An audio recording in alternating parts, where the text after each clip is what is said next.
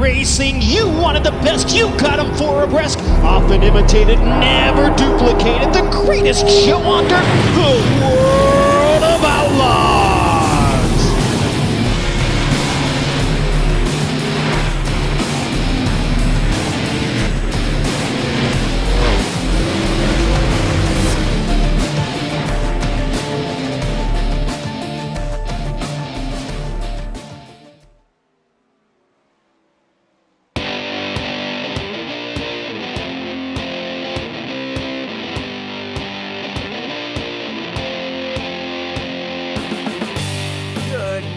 Good evening, good afternoon, wherever you may be listening. Thanks for making RaceSpot TV part of your day. Of course, it's round number 9 of the World of Outlaws Craftsman Sprint Car Series, live on iRacing Live, RaceSpot TV, of course, DirtVision.com. Tonight, we are coming to you from Rossburg, Ohio, with the legendary Eldora Speedway. Myself, Cam Walsh, Randy Chenoweth, and Hugo Louis bringing you the coverage. So, Randy, we're here at Eldora. It's going to be a good one. Track's a little warm right now. Track's a little worn in. Not as much as we've seen, but you know what? It still should put on a good product.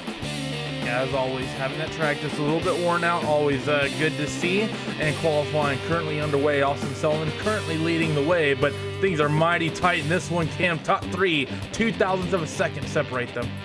Now 12.942, 12.944, and then 12.944. So that's your top 3. And actually, Lewis Hewitt was talking just before the qualifying got started that he was surprised that he managed to get in. He's the final car. He's car number 13, which means that he's the car with the lowest I rating with all the different splits. So either way, though, let's take a quick look at our championship divisional points. After 9 of 12 weeks, Logan Seavey is 1,518 points. Kevin J. Holly not that far behind. He's in second. Christopher Bell in third. Mike McKinney is in fourth overall. Justin Thomas, Adam Elby, Jason Brown, and Alec Arcane going through your all-time division standings. So either way, though, looking towards their race here at Eldora, it's hopefully, Randy, going to be a good one. We've had a couple of issues. We've had a couple of cautions. But you know what? If we can get this thing sorted out and straightened out, we're going to have a pretty decent 30-lap race. Yeah, I think you're right. It's going to be a good one as these guys finally getting themselves done and over with qualifying. They're starting to hit the grid. I think, Cam, when you go down, the starting grid for tonight here at Eldora. Yeah, we might as well. And of course, the sunlight is out, so no fireworks here tonight. But you know what? That's all right. They're a little noisy anyways. Either way, let's take a look at the World of Outlaws Craftsman Sprint Car Grid here at Eldora for round number 9. Austin Semmelman, he'll take the pole with that 12.942. And Howard Weaver will be starting his outside. Lewis Hewitt will be starting in third. Justin Sanders on the outside of row number 2. Alex A. Bergeron starting in the middle of the field today in 5th position. Corey Wenzel in the 6th position. Kevin J. Holly, he'll start 7th. Steve Renaud in 8th position. Philip Diaz in 9th. Nolan Scott 10th. Joe Lodorillo in 11th position. Robert Kerstetter and then PJ Sturgis here in attendance today. He'll be starting in the back with a 13.3 in the 13th position. We'll see if perhaps he can find some speed.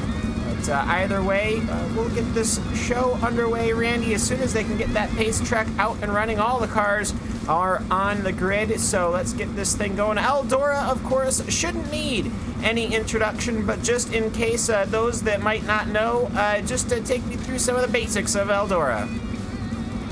Well, I mean, Eldora, like you said, one of the most famous dirt tracks in the world, and what we expect to see here today.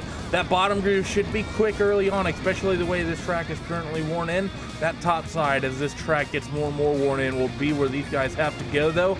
A lot of that, though, will depend on how much we stay green. I think this bottom side of the racetrack, though, looks really good. I think a lot of people will be down that inside wall on these early laps.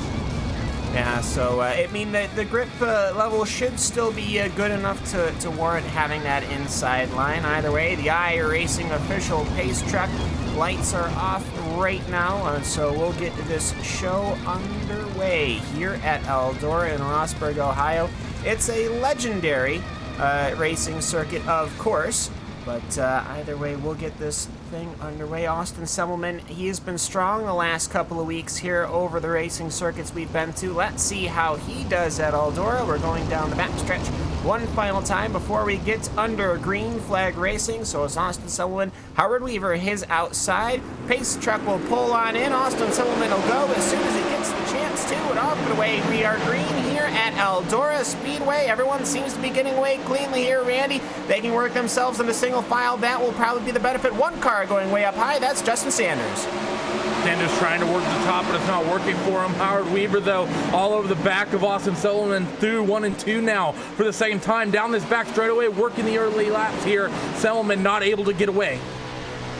No, not just yet. And Austin Semmelman, though, he's at least comfortable. He has the pace, and he is a little bit of a gap that he can run the track that he wants to run. Howard Weaver, however, has Lewis Hewitt covering his rear, and Alex A. Bergeron, he is trying to work his way through here. He's maybe looking to the high side, maybe looking to the low side. I think everyone now has gotten single file, but Alex Bergeron looks racy. He wants to get some of this action as we've got a good green flag run going on here at Eldora.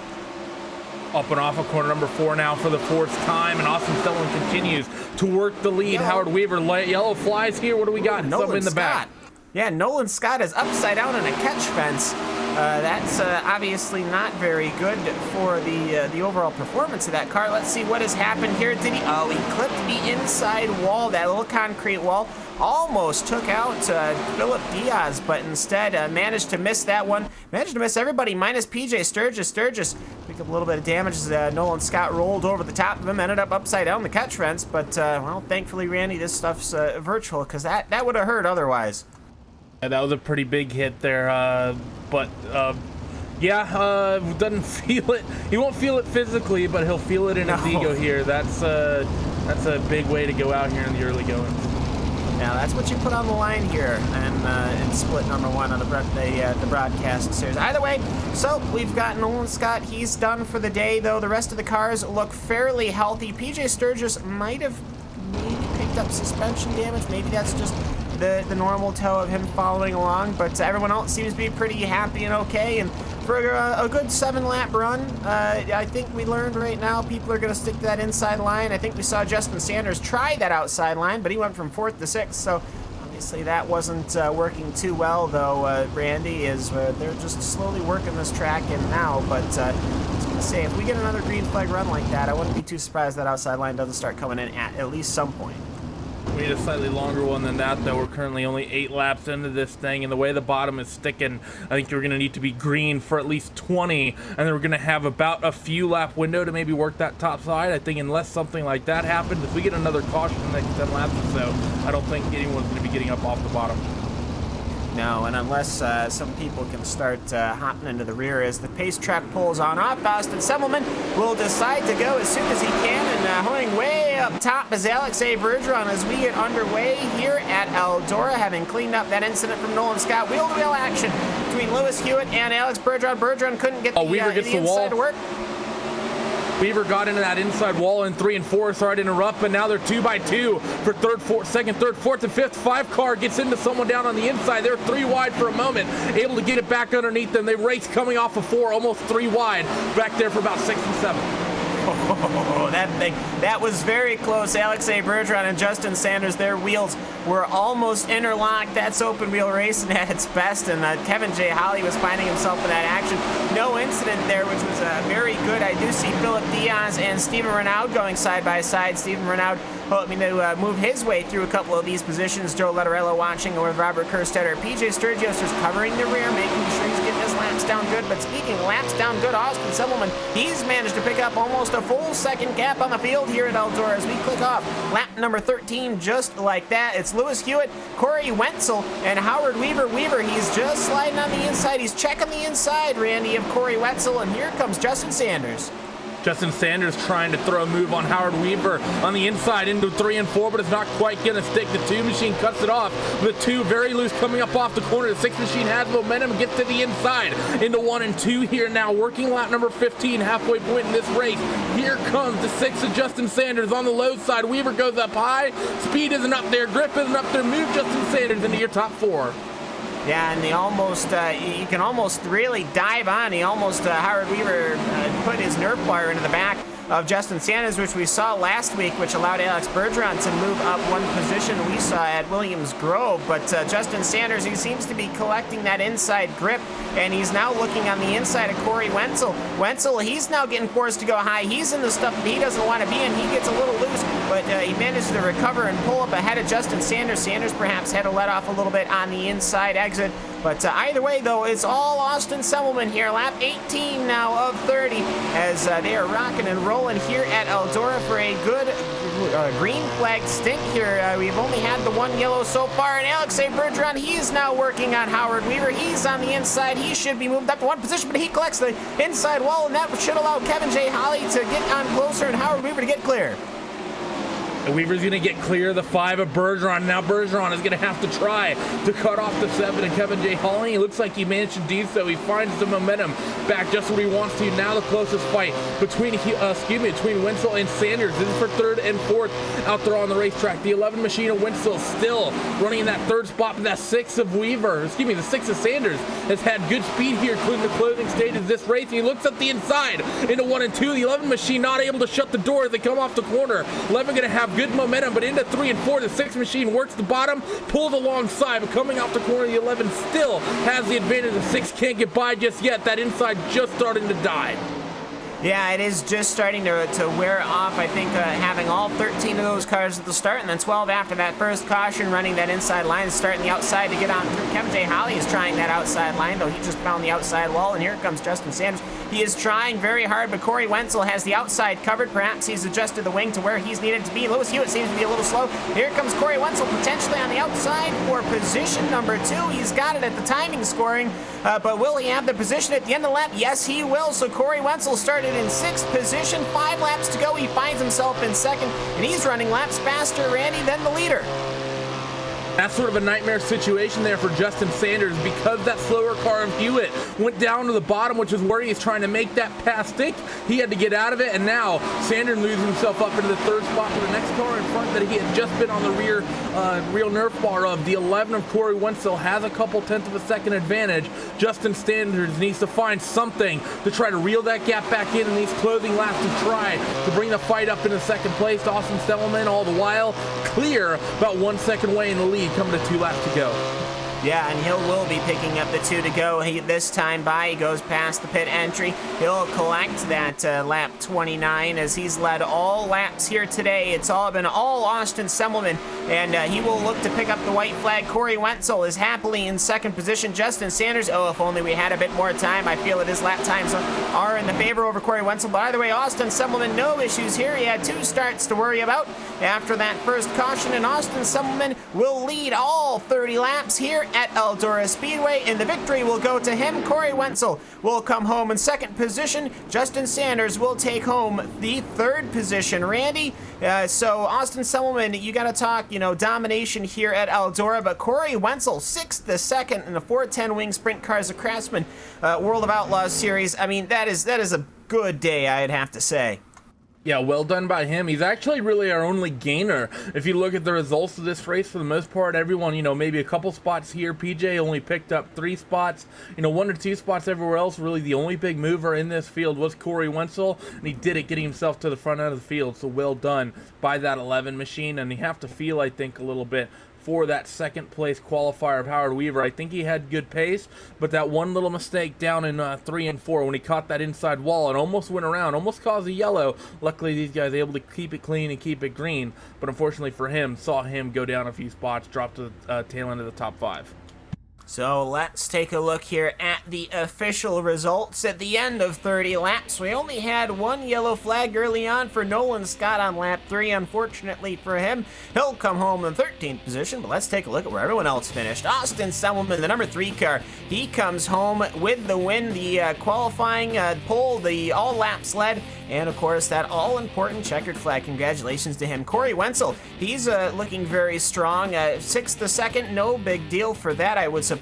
But you know what? You've got the number 11 on your car. He's going to have a good haul in the iRatings and the point standings. Justin Sanders, a good run from him. If only he had a little bit more time. Lewis Hewitt, he held on as well as he could in that number 13 car. Comes home in 4th position. Not a bad day at all. Howard Weaver, he'll come home in 5th position. Alexei Bergeron, not much maneuvering he could do. He could try, try and try and try, but it just didn't seem to be in the cards today. He'll come home in 6th position. Steven Renaud will finish 7th. Philip Diaz in 8th position. Joe Lotterillo will come home in 9th. PJ Sturgis ended up making a pass on Robert Kerstetter, and Kevin J. Holly had picked up damage at some point, and he had pulled off. He ended up the race 4 laps down, and then, of course, Nolan Scott. Randy, good day here at Eldora. Yeah, good day indeed. Good to see a slightly cleaner race come out from these guys. Just one yellow out there. Good to see some long green flag racing happening. We got some good action, got some intense moments here. This is a good one here at Eldora. Yeah, definitely. This is a refreshing. This is what we're supposed to be seeing every week. Normally, we get a nice little lovely parade of these lovely machines under a couple of cautions. But you know what? They managed to get this thing worked out here at Eldora. They worked it all straightforward. A couple of people clipped that inside wall, but I gotta say, what a good race. It's over quick, 7 minutes and 47 seconds. Even with that caution, you can only imagine we'd be dipping into the 6-minute range if we had all 30 laps ran cleanly. And Randy, you gotta say here, we've had a string of races that we haven't necessarily been happy with. This one, I think we can certainly put a feather in the cap of this one, because this was a good one. Yeah, this was a good one indeed. Great to see a good clean race come out from these guys, like I just said, and good to see some good side-by-side action, especially the way this track ended up clearing out. Is it basically almost as I predicted? You had about a 4 to 5 lap window where that top side is really good. Because of that, in the closing stages of that one, they had some really awesome racing going on up and down your field there. A couple guys fell off on the bottom and dropped back a couple spots, and those guys who were a little bit deeper in the field managed to make different parts of the racetrack work, get it hooked up, and managed to make up a couple big important spots coming to the checkered flag. Yeah, the last 5 laps were pretty crazy to watch in that middle of the pack. But either way, though, looking to next week, August 15th, we're going to be looking to USA International Speedway. Of course, the dirt-rolled version of that. 25 laps there for round number 10. That one, Randy, is going to be at night. USA, that also seems to put on a good show. I think it's the biggest circuit we go to of the year, and certainly one of the quickest. It's grass on the inside, high walls on the outside. Traditionally an asphalt track, they've got it covered in dirt, and typically I think that puts on a decent show. We might be able to go 2 for 2.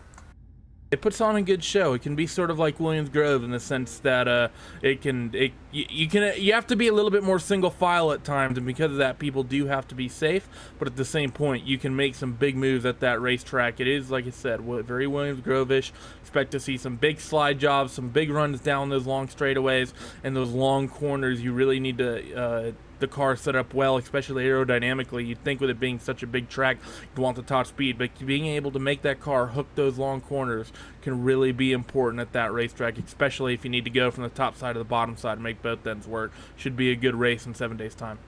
Yeah, should it definitely be. And we've got our race winner. He's climbed out of his 410 wing sprint car. Took him long enough. Yeah, it took him long. Well, you know, it's definitely an enthusiastic day here. Austin Semmelman, a quick day in the office. We only managed to have one caution there, and it only managed to involve the one vehicle in Nolan Scott. Other than that, though, a nice, easy breezy day here at Eldora. Uh-oh, Austin, is the microphone And he's muted? gone. Is the microphone muted? Is he not here? Oh, no. Well, either way, I'll finish up the point about USA then while we try to figure out if he's actually awake or not. But either way, USA, I always like it. It seems to remind me of your bigger tracks. I'm always a big fan of the real big tracks. But yeah, you do end up getting a little bit of single file racing though. A lot of. Are you trying to say the Moody Mile without saying the Moody Mile? A little bit, but it's only half as long as the Moody Mile. But yes, it's still it's one of the big dirt tracks. It's 3/4 as long as the Moody Mile. I'm pretty sure it's a half mile, isn't it? No, USA is 3/4. Oh, okay. Well, if it's 3/4, then yeah, okay, all right. But either way, we'll just try it one more time. Austin, are you there? All right. Well, he might be dealing with microphone issues. Yeah, I bet you, Randy, as soon as we have the show offline, that is the exact moment that he will come on back. Probably, but yeah, that would be a little ironic. Yeah, right? Oh, that's typically what always happens. Well, Hugo, it looks like we're going to end up calling it for the day here at Eldora. This, of course, has been a production of RaceSpot TV and iRacing Live, presented proudly on DirtVision.com as well. It's the World of Outlaws Craftsman Sprint Car Series here from Eldora. So either way, you've been watching along with us. A very quick race here, and that's exactly what we want. These are quick cars, fast cars, and we'll see them all next week in 1 week's time at USA International for the Dirt Payment. We wish to that you have a good day, and you join us in 1 week's time, 8:30 Eastern. As always, we will see you next time. For myself, Ken Walsh, for Randy Chenoweth, for Hugo Louis, thanks for making us part of your day, and we hope to see you later at USA Speedway. So long from Eldora. Have a good one.